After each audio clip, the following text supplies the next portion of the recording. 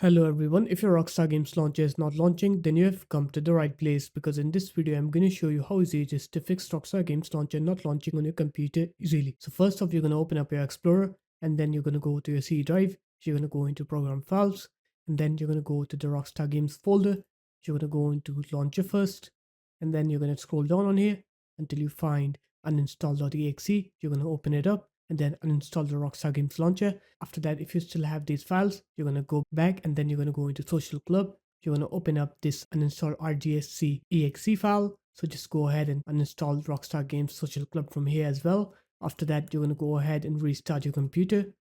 And once you're done with the restart, now you're going to open up your browser and then you're going to search for Rockstar Games Launcher on here. And then you're going to manually download the Rockstar Games Launcher. Click Get Launcher on here and then manually download and install the Rockstar Games Launcher. And once you're done with downloading and installing it from here, now when you try to open up the Rockstar Games Launcher, you'll see that it will work correctly and you will not get that not launching problem anymore. So there it is guys, that's how easy it was. If you guys found this video helpful, make sure to leave a like, comment and subscribe to the channel, and I'll see you in my next video. Peace.